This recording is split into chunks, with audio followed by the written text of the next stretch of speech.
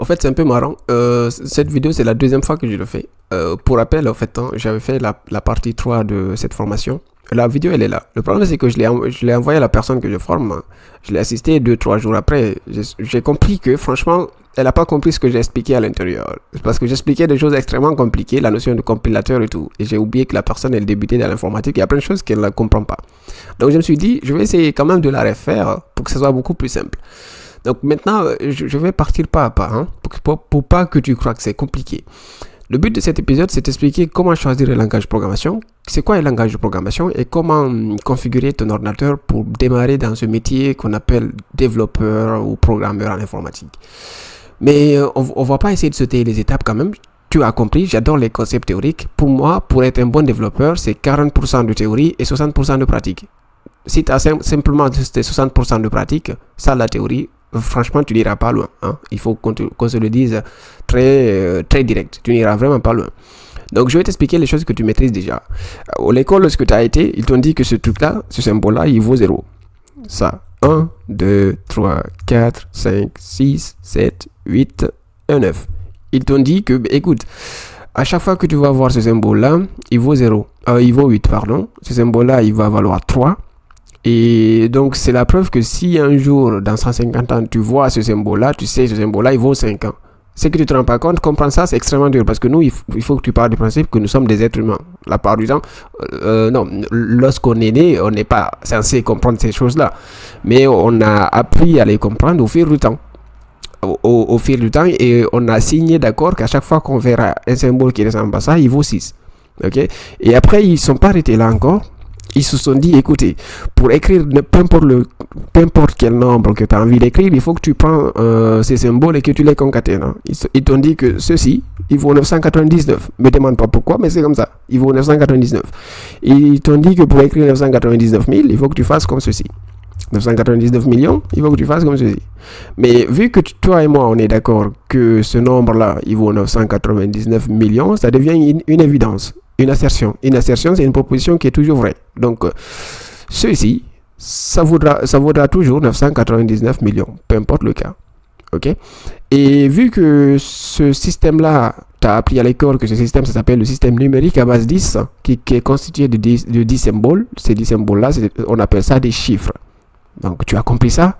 Et il faut que tu saches que si tu as compris ça, c'est la chose la plus compliquée. C'est extrêmement plus dur que comprendre comment un ordinateur fonctionne. Donc, maintenant, je vais t'expliquer un petit peu. Ça, c'est pour les êtres humains. Nous, on communique dans ce langage-là.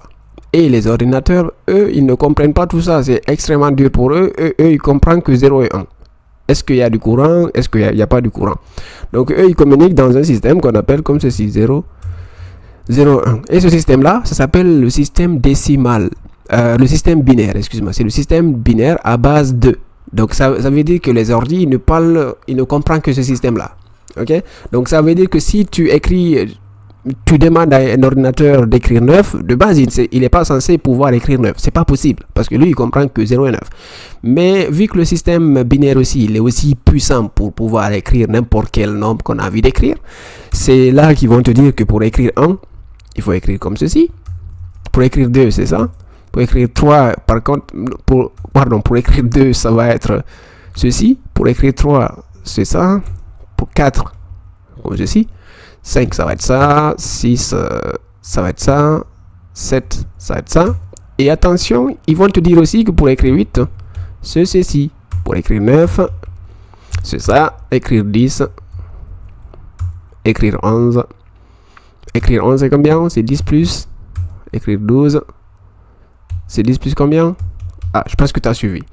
Alors, en fait, tout ce que j'ai fait là, c'est de convertir, à force de pratiquer le système binaire, tu finiras dans 2-3 mois pour pouvoir faire ça. Mais voilà, le but, c'est pas de pouvoir convertir, parce que faire ceci, pour écrire par exemple 999 millions avec 2 systèmes, ça va être compliqué. Hein? Même moi, je ne sais pas le faire. Il faudra peut-être écrire des trucs qui ressemblent à ça, à ceci, à cela. Hein? Et après, au fil du temps, tu pourras écrire 999 millions. Maintenant, le problème, c'est que imagine que tu as envie de créer un logiciel. Et logiciel, c'est extrêmement compliqué. Il y a beaucoup de choses qui font tourner les logiciels, les sites internet que tu utilises tous les jours. Hein. Donc, on est d'accord que toi et moi, on n'est pas capable de concaténer ces chiffres-là jusqu'à l'infini pour créer un programme. Hein. Si l'utilisateur, s'il est minuit, il faut dire bonsoir à l'utilisateur. Il est 7 heures du matin, il faut dire bonjour à l'utilisateur. Et même faire ça, c'est beaucoup de chiffres binaires que tu aurais à écrire toi et moi. Donc, vu que tout ça, c'est compliqué, c'est là qu'ils ont inventé quelque chose qu'on appelle des langages de programmation. Donc, le but, c'est tout simplement de faire le pont entre la logique français, anglais, espagnol, etc. et le langage machine. Et maintenant, tu as compris, c'est ce truc-là qu'on appelle le langage machine. Hein? Donc, les langages de programmation, ils servent uniquement du fait à te permettre d'écrire, par exemple, bonjour. Tu écris bonjour et lui, il traduit cela, par exemple, par un truc qui ressemble à ça. À ceci, pour comprendre que tu as voulu dire bonjour. Ok? Et pour un seul objectif, pour t'empêcher d'écrire ça. Donc, tu vas utiliser le langage de programmation, tu écris bonjour, lui, il va le traduire en ça. Donc, si tu as compris ça, tu as tout compris. Hein? Tu utilises le langage de programmation pour t'empêcher d'écrire bonjour. Non, pour t'empêcher d'écrire ceci. Donc, tu vas écrire cela. Le langage de programmation que tu as choisi, il va compiler et traduire le truc en système binaire qui, au final, est compréhensible par l'ordinateur. Je pense que c'est extrêmement clair. Je vais maintenant supprimer cela parce que ça ne sert plus à rien.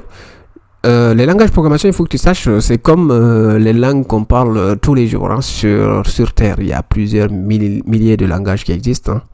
Il y a le français, l'anglais, l'espagnol, le portugais, le pulaar, le zouzou, etc. Il y en a plusieurs sur Terre et aucune personne sur Terre n'est capable de comprendre tous les langages de programmation. C'est scientifiquement, techniquement impossible. Donc, dans le domaine du langage aussi, il y en a plusieurs. Hein. Si je zoome un petit peu celle-là, tu vois, là, c'est juste une liste non exhaustive. Hein. Tu vas voir des langages, par exemple, le C, le Python, le PHP, le Swift, le C++, R, Go, etc. Il y a plusieurs langages de programmation. Il faut savoir que chaque langage de programmation est fort dans la plupart du temps dans un ou deux domaines. En fait, hein. Il est créé pour quelque chose. Il est créé pour répondre à un besoin spécifique. Et la plupart du temps, on choisit un langage de programmation, on a envie, supposons, de créer un site internet, hein, un site internet ou une application mobile, ou bien des fois, on a envie de créer un logiciel exécutable sur Windows. Et dans ce cas-là, on choisit le bon langage de programmation qui est extrêmement fort pour faire ce besoin-là. Supposons que tu as envie de créer que des sites web, toi tu veux être développeur de site web, rien de plus, bah, je te conseillerais plutôt d'apprendre déjà la technologie, le langage de programmation qu'on appelle le JavaScript. Donc sur le web, en 2026, il occupe 99% du web au fait. Et si tu as envie de faire par exemple des applications mobiles, bah, je te conseillerais plutôt de faire du Kotlin Java, plutôt du Kotlin avec Jetpack Compose de nos jours. Et si tu veux faire des applications mobiles iPhone, iOS, il faudra peut-être apprendre le Swift. Hein. Si tu as envie de faire par exemple des logiciels exécutables, il faudra peut-être apprendre le Java, le C#, le C, le C++, etc. Hein. Maintenant, il y a un truc qui s'est passé qui est extrêmement important, c'est que les langages de programmation, ils sont créés pour répondre à un besoin spécifique. Et le monde, il évolue. Maintenant, les entreprises, ils cherchent une personne qui est capable de faire à la fois des applications web, des applications mobiles et des logiciels de bureau. Donc, vu que c'était un problème, la plupart des langages n'étaient pas capables de faire tout ça à la fois. C'est là qu'ils ont essayé de compléter les langages qui existaient. La plupart du temps, ils les ont complétés pour qu'ils puissent faire à la fois des applications web, des applications mobiles et des logiciels. Et au final, il y a d'autres langages qui le font bien. Il y a d'autres langages qui ne le font pas bien. Ils sont juste bons sur leur mission initiale. C'est là que tu vas entendre parler des langages hybrides. En gros, c'est juste des langages qui sont capables de faire tout. C'est comme un couteau suisse. Hein? Tu as ce langage-là. Si un jour tu as envie de faire une application web, tu vas utiliser ce langage. Si tu as envie de faire une application mobile, tu prends aussi ce langage. Si tu as envie de faire et logiciel métier, tu prends aussi ce langage. Le langage le plus hybride possible de nos jours, c'est le JavaScript. En soi, c'est un langage qui peut faire tout. Hein. Tu peux faire des applis web avec, tu peux faire des applis mobiles avec, tu peux faire des logiciels métiers avec. Hein. Donc, le problème, c'est que le choix des langages, c'est extrêmement dur. Hein. Il n'y a aucune personne qui va te dire, moi, je vais apprendre ce langage-là et toute ma vie, je vais faire ce langage. Hein, voilà. C'est pas évident parce que, comme je viens de l'expliquer, il y a d'autres langages qui sont bons dans un cas précis. Dans un cas précis. C'est pour ça que des fois, tu vas avoir dans des grosses applications et systèmes, tu vas avoir un mix de langages. Ils vont prendre plusieurs langages et les mixer pour fabriquer un logiciel qui fonctionne bien. Hein. Si par exemple, si tu vas sur Google, hein, tu tapes Google lui-même, si je viens sur Google, par exemple, ce site-là, il peut être constitué de plusieurs mix de langages de programmation pour le faire fonctionner bien. Ok.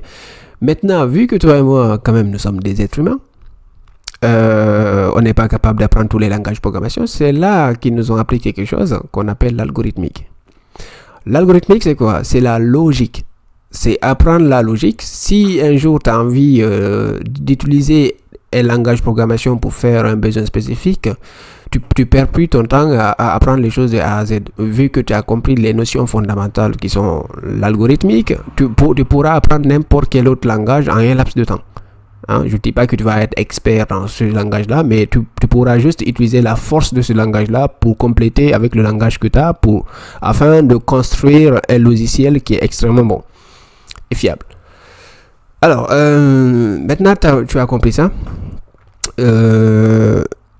Et tu as acheté un ordinateur, tu veux démarrer. Il faut savoir que pour écrire quelque chose dans un langage, la plupart du temps, on utilise un éditeur de texte. Un éditeur de texte, c'est quoi? C'est juste un logiciel qui te permet d'écrire la logique de manière beau. Hein. Les éditeurs de texte actuellement les plus connus, c'est Sublime Text que j'utilise beaucoup. Il y a aussi Visual Studio Code qui est installé, je pense que dans tous les ordinateurs de développeurs en 2600. Ok. Et au fait, il faut que tu saches que les éditeurs de texte, c'est juste des logiciels qui sont constitués des fichiers que tu vas écrire, dans lesquels tu vas écrire ton code. Donc, si tu as choisi un langage de programmation, par exemple le C, tu peux écrire le C, mais pour compiler, c'est traduire tes printf, tes printf en code binaire. Hein. Comme je t'ai expliqué, l'ordinateur ne comprend que le binaire. Donc, il faudra faire appel à quelque chose qui est capable de traduire ton français-anglais en code binaire. Donc là, tu auras besoin d'installer quelque chose supplémentaire dans ton ordi pour pouvoir compiler ce truc-là. Okay? Mais vu que nous, les développeurs, on est là pour faciliter la vie des gens, il y a quelque chose qu'on appelle aussi des IDE.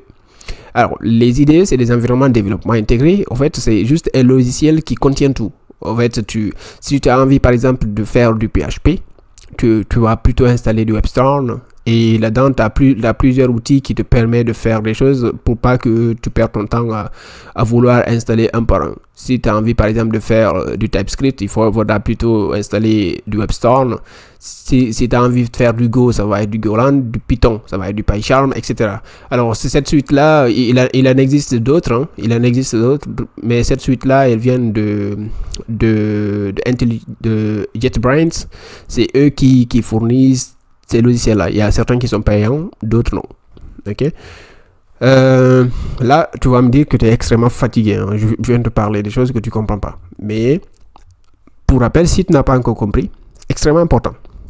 Il faut que tu viennes sur le site. Tech Pabiosoft. C'est pas Pabios en fait, hein, c'est Pabiosoft. On va réécrire ce truc comme ceci. Tu viens sur Pabiosoft et tu recherches backend en haut. Tu viens dans l'algorithme. Apprendre les algos jour 1. Il faut que tu lis ce cours-là 150 fois. Ok? Et vraiment, je ne déconne pas. Hein. Tu le lis 150 fois. Tu lis ce cours-là 150 fois aussi. 150 fois 2, ça fait 300. Ok? À partir de cet instant-là, tu auras accumulé quelques concepts théoriques qui te permettront d'aller extrêmement vite après. Alors, bon, disons que nous, on s'est battu parmi ces milliards de langages de programmation qui existent. On s'est dit, on va apprendre à faire de l'algo avec le C#. Ok, bon, le C#, tu as compris, c'est un langage de programmation à part entière, mais il est différent du C, il est différent du C++. Pour la petite histoire, la plupart des universités, tu vas apprendre le C ou le Python, ou OCaml de fois. Le C#, disons, c'est le grand frère du C++, et aussi le grand frère éloigné du C. Ok. Maintenant que tu as choisi le langage, il faut installer un logiciel qui te permet de développer dans ce langage-là. C'est là qu'on va installer Rider. Tout ce que tu vas faire, tu viens dans Google. Tac, j'ouvre ceci. Tu viens dans Google, tu tapes Rider et tu vas venir sur le site de JetBrains. Tu vas télécharger le logiciel, l'installer, suivant, installer. Ok. Et le C# pour apprendre le langage à lui-même, tu peux utiliser la documentation. Alors ça aussi, je fais une petite parenthèse. Vu que tu as compris qu'on ne peut pas maîtriser tous les langages sur Terre, pour te dire que moi, la personne qui fait cette vidéo-là, en 2026, là, j'ai commencé à apprendre le C# il y a 2 mois. Et je fais l'informatique depuis 2016. J'ai appris plein de langages, mais très récemment, je me suis rendu compte que le C# c'est extrêmement puissant. Donc, je me suis dit, je vais m'y mettre à l'apprendre. Donc, pour apprendre les langages de programmation, il faut pouvoir utiliser la documentation. La documentation, en fait, si tu viens par exemple dans Google, tu tapes Learn C#, tu vas voir la documentation de Microsoft. En gros, Microsoft, c'est les personnes derrière ce langage-là. Tu vas appuyer sur ici. Et là, tu pourras suivre la doc. Lire un petit peu les choses. Ok. Donc, Google, c'est ton meilleur ami pour apprendre de manière structurée. Parce que en 2026, on a les IA comme ChatGPT qui peuvent t'expliquer les choses. C'est extrêmement bon, mais quand tu sautes les bases, à long terme, tu vas le regretter. Il faut avoir une structure organisée. Il y a des profs et des mentors qui vont te dire pour apprendre ce langage, il faut que tu commences par le chapitre 1, tu vas dans le chapitre 3, chapitre 4, chapitre 5, chapitre 6, etc. Ok, donc tu suis déjà cela de A à Z. Et après, seulement après, tu pourras ouvrir ChatGPT, tu vas dans le mode learning et tu lui poses les questions que tu veux. Mais il faut savoir que les IA, il faut pouvoir leur poser des questions pour qu'ils sachent exactement sur quoi nous former. Donc, si tu n'as pas suffisamment de background, tu ne pourras pas utiliser les intelligences artificielles efficacement. Ok. Maintenant, tu as installé Rider, tu as choisi le langage C#. Tu as compris que pour apprendre le langage, il faut aller sur Google faire des recherches. Je te dis bravo, youpi. Là, tu dois me dire que tu es extrêmement contente. Ok. Alors, maintenant que tout ça c'est fait, on va parler de la notion du compilateur. La notion de compilateur, c'est pas extrêmement compliqué. Vu que tu as suivi jusqu'ici, c'est juste que nous, on va écrire en anglais, on va appuyer sur un bouton, extrêmement important. On va appuyer sur un bouton et ce bouton-là, il va traduire nos mots en langage machine que l'ordinateur est capable de comprendre. Waouh, ok. Donc là, je pense que ça devient beaucoup plus simple. Et là, si je te montre un exemple, dans 3 à 4 mois, tu pourras écrire des choses qui ressemblent à ça.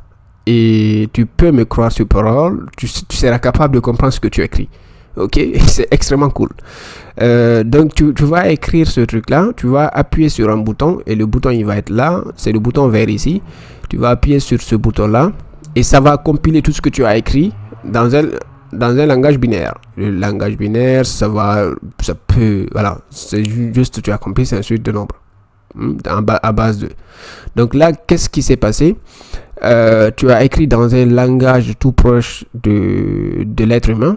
Tu as appuyé sur le bouton compiler et ça t'a créé le langage machine. Ok?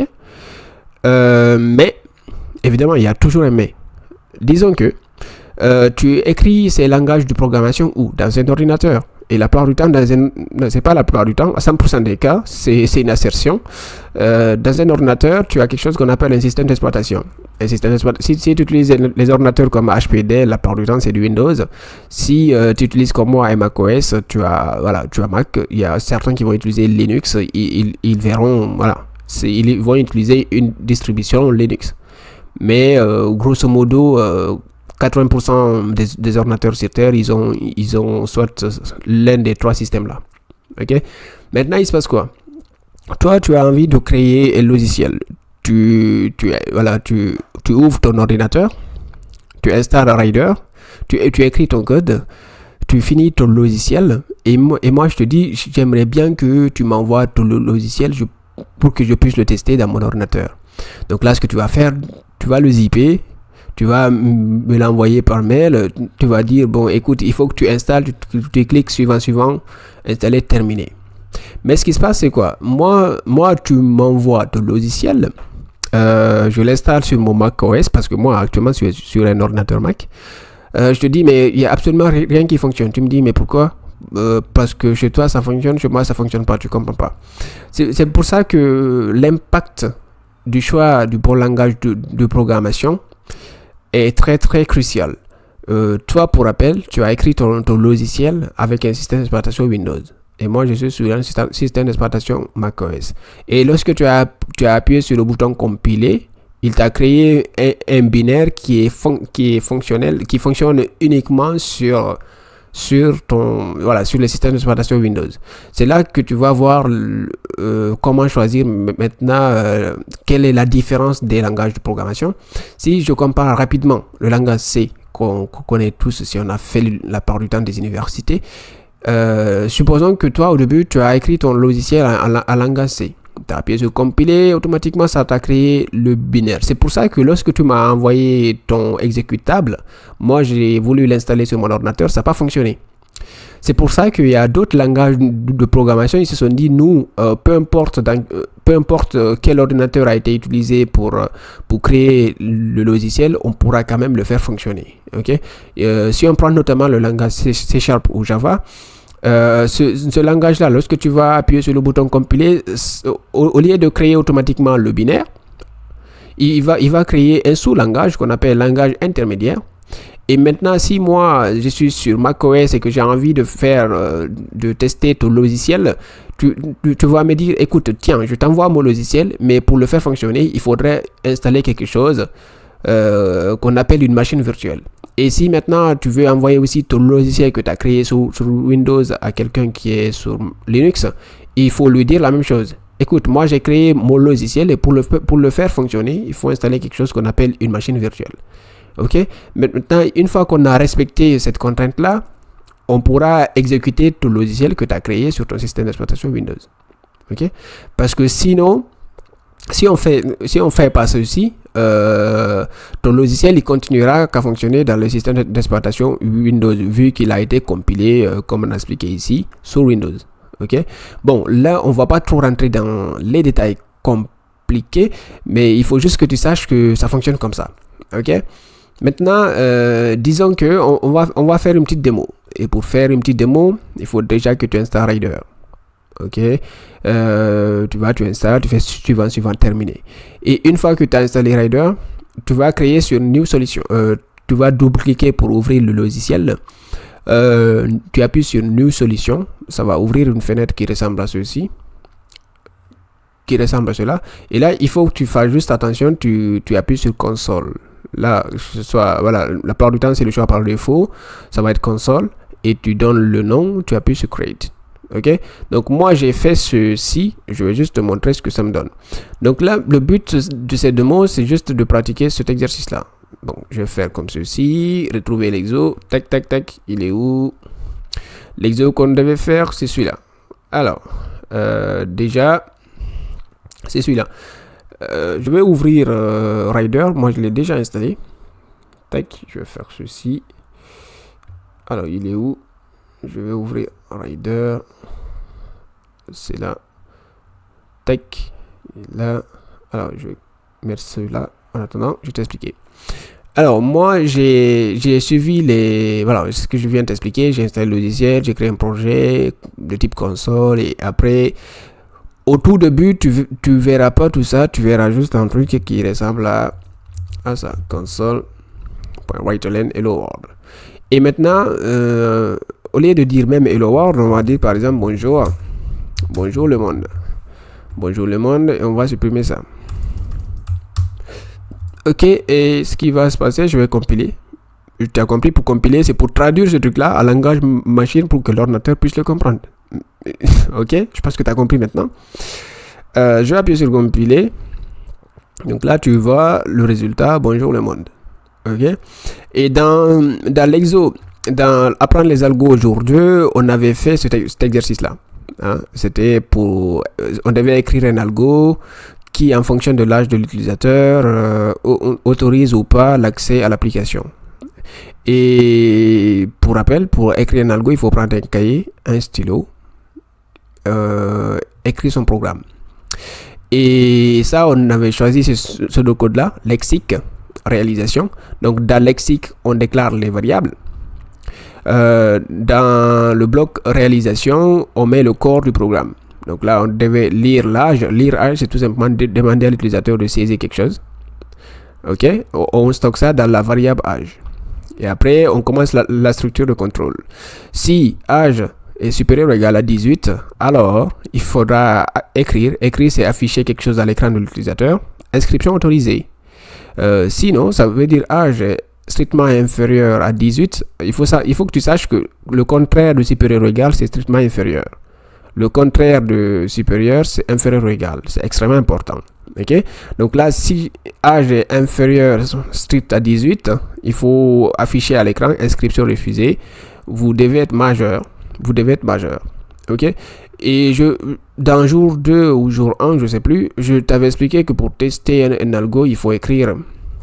Il faut faire la trace à la main. Alors, la trace à la main, c'est juste pour être sûr que ton algo il fonctionne avant même d'ouvrir un ordinateur. Tu vois, tu as écrit ton algorithme sur papier. Maintenant, tu as envie de savoir cet algo-là s'il fonctionne ou pas. Tu fais la trace à la main.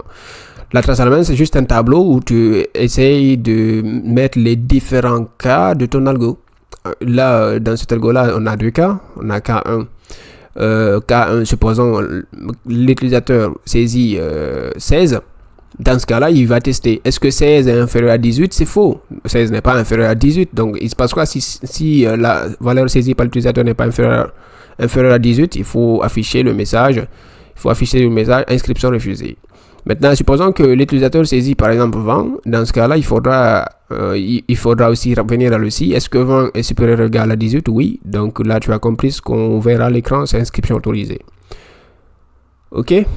Donc c'est cet algo-là qu'on va essayer de traduire en programme informatique. Et pour ça, on a choisi Rider, on a choisi C#, on a installé Rider. Je vais juste ouvrir Rider. Il est où? Il est là. Donc là, je vais juste coller, comme ceci. Et là, je vais compiler. Tu vois, on me demande de faire quoi? Veuillez entrer votre âge. Par exemple, je mets 12. On me dit inscription refusée, vous devez être majeur. Alors bon, pour juste t'expliquer rapidement ce que je viens de faire, c'est extrêmement simple. C'est pour ça que je te dis, pour apprendre la programmation, il faut que tu apprennes déjà l'algo. Donc, une fois qu'on a pris le temps d'écrire notre algo, on traduit cet algo-là dans les mots compréhensibles dans le langage qu'on a choisi. Et vu que nous, on a choisi le C#, c'est pour ça on devait déclarer une variable, demander l'âge à l'utilisateur et faire des tests. C'est extrêmement simple, hein, c'est uniquement ce que j'ai fait ici. Donc, je vais t'expliquer en comparaison. Bon, est-ce que je peux agrandir déjà agrandir la police, hein? Peut-être c'est dans View. Je sais pas trop comment ça fonctionne. Tech. Alors. View. Ça doit être dans View. Tech. Donc c'est pas ici. Alors c'est pas ici. Non, ça doit être dans View. Ouais, c'est là. Increase font editor. Ok, je pense que c'est un peu plus grand.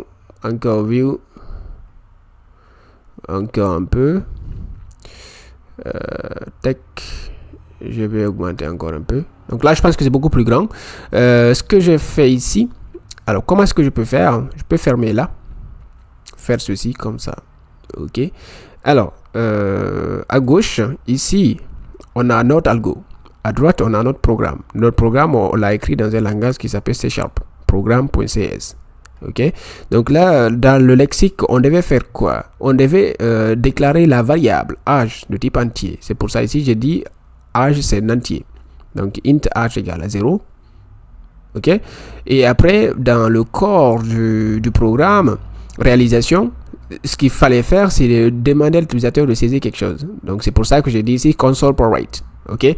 Bon, pour l'instant, il faut juste que tu saches en C# pour demander à l'utilisateur de saisir quelque chose, il faut utiliser cette grammaire-là. En fait, c'est juste des mots-clés. Pour l'instant, il faut comprendre ça comme ça. Donc, lire âge, c'est console.write. Ok. Et après, ce qui se passe, on va stocker la saisie de l'utilisateur. Qu'est-ce que je raconte? Non, excuse-moi. Je sais plus ce que je racontais. Alors, pour afficher quelque chose à l'écran, celui-ci, c'est écrire. En fait, c'est le fameux écrire. C'est juste, il faut faire console.write. Donc là, on écrit un message à l'écran. Et maintenant, pour demander à l'utilisateur de saisir quelque chose, c'est console.readLn, comme ceci. Ok. Et ici, on prend ce que l'utilisateur saisit, on le stocke dans âge. Ok. Mais vu que là, dans nos tests, on les a pas bien fait, mais l'utilisateur peut saisir une valeur, par exemple, qui n'est pas un entier. Et s'il saisit une valeur qui n'est pas un entier, on ne pourra pas le stocker dans une variable de type 1. Voir le cours Apprendre les algos jour 1. Ok? Pour comprendre beaucoup plus en détail ce que je raconte là. Et maintenant, on vient dans le si. On vient dans le si, faire le si, c'est si âge supérieur ou égal à 18, console.write.ln, inscription autorisée. Sinon, console.write.ln, inscription refusée. Donc, ce qu'on a fait là, on n'a pas réfléchi, on a juste traduit notre programme, notre algorithme en langage de programmation. Et lorsqu'on appuie sur compiler, ici, donc là, il va nous demander de saisir l'âge de l'utilisateur. Je saisis par exemple 12, 11. On me dit inscription refusée. Et si je relance, je saisis par exemple 20. Inscription autorisée parce que 20 est supérieur ou égal à 18. Ok?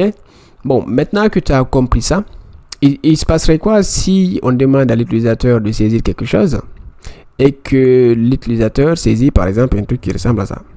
Donc là, tu vois, on a plein d'erreurs. Il n'y a rien qui marche. Ok? Et il se passe quoi aussi si on demande à l'utilisateur de saisir quelque chose et qu'il ne saisit absolument rien?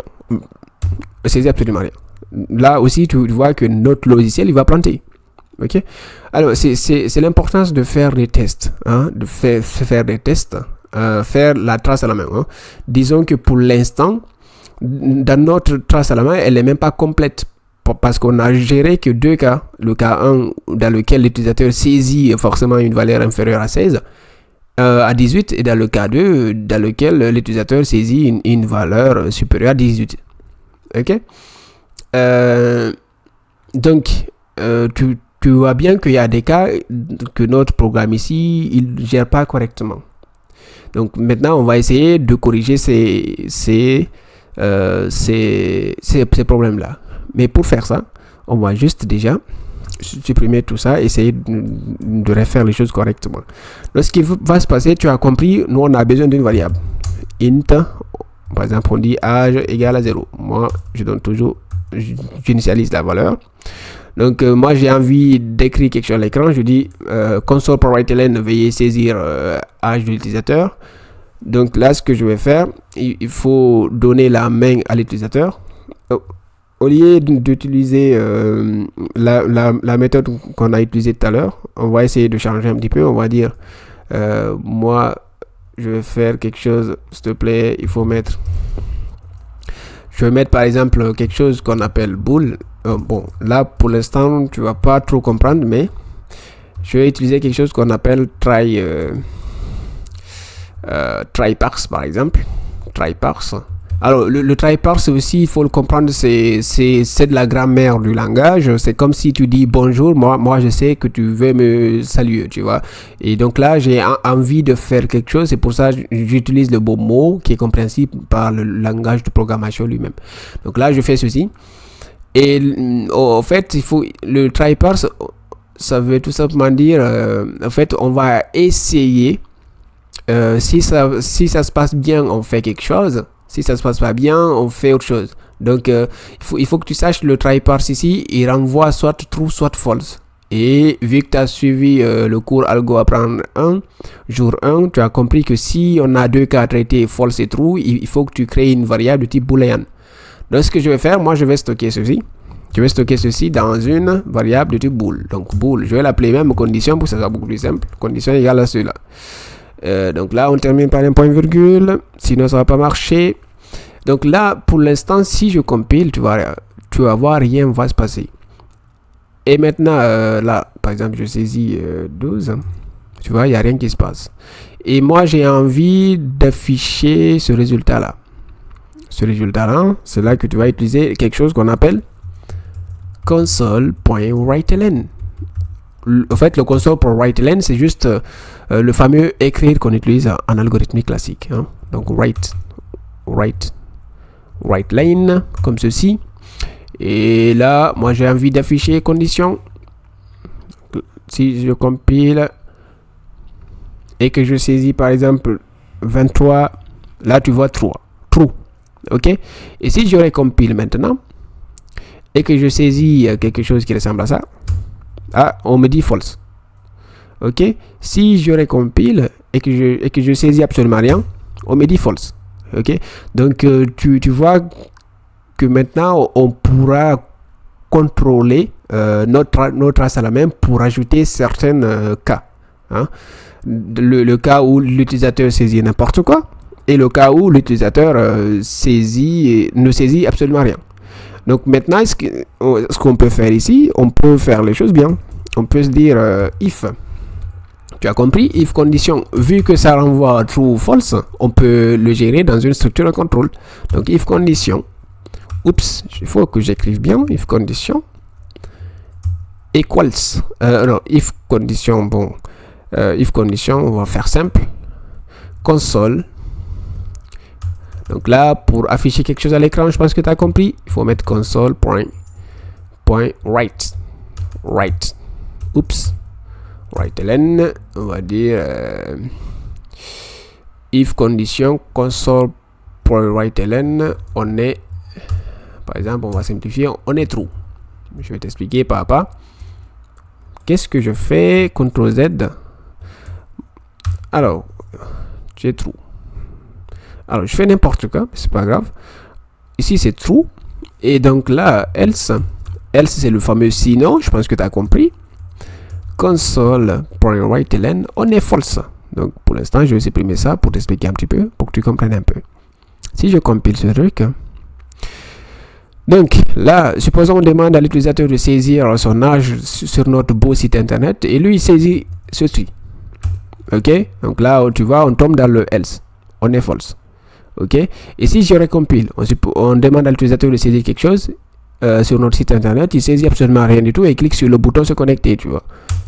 Et là, on va tomber sur on est false. Maintenant, notre site internet, il va plus planter parce qu'on a géré tous les cas possibles de ce problème-là. Et maintenant, nous, on a envie de traiter quand même cet algo-là. On veut, si son âge est supérieur à 18, écrire ça, sinon écrire ça. Donc maintenant, on va gérer ça ici en faisant if âge supérieur ou égal à 18, à 18, comme ceci. Et tu as compris, il faut mettre console.log, console.writeLn, je suis un peu fatigué. Console.writeLn, vous êtes majeur. OK, oula, lui, il va extrêmement vite. Maintenant, s'il n'est pas majeur, tu as compris, else, ça va être console.writeLn. Là, vous êtes mineur.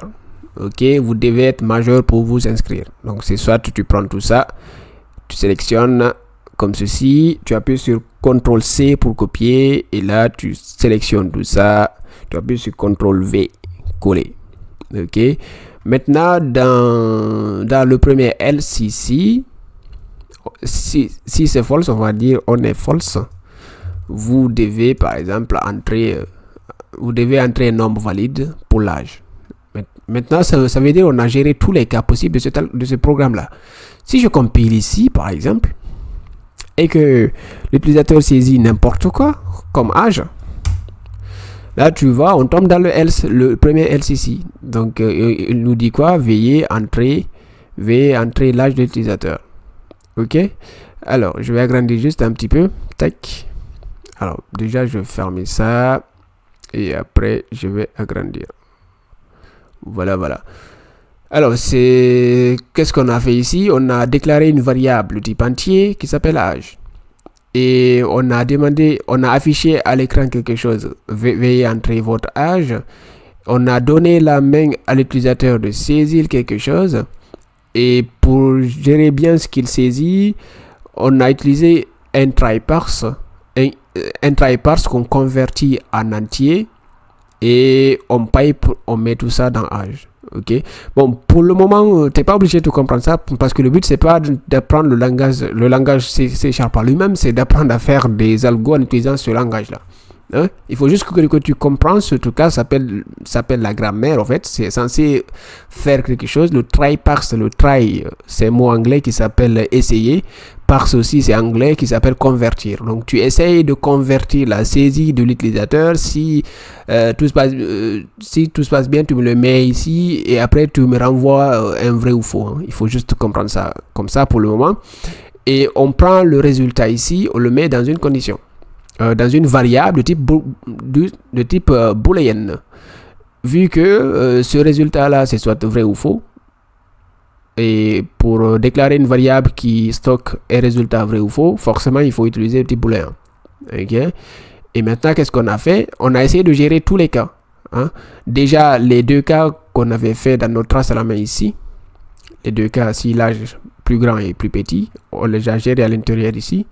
Et aussi les cas d'exception, qu'on appelle des cas d'exception, parce qu'on ne peut pas contrôler le comportement de l'utilisateur qui utilise notre application. Donc c'est pour ça ici qu'on a dit que, bah écoute, si cette condition-là, donc c'est si true ou false, donc là, si c'est true, ça va faire cela. Et si c'est false, ça va faire cela. Ok. Alors, ce que tu viens de voir ici, c'est l'importance d'apprendre la logique avant de commencer le langage de programmation.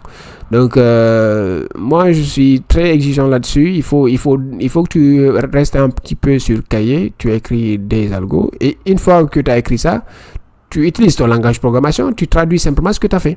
Donc, parce que tu vois ici, moi, j'ai rien réinventé. Hein. J'ai juste traduit le si en anglais, ça s'appelle if. Et dans le langage C#, ça s'appelle if. J'ai absolument rien inventé. Hein. Ok. Alors, je pense que c'est bon. Je vais maintenant mettre à jour la formation Apprendre les algos jour 3 pour mettre cette vidéo-là à l'intérieur. Si tu es au courant, si tu as des questions, fais comme d'habitude, n'hésite pas, tu me laisses un message.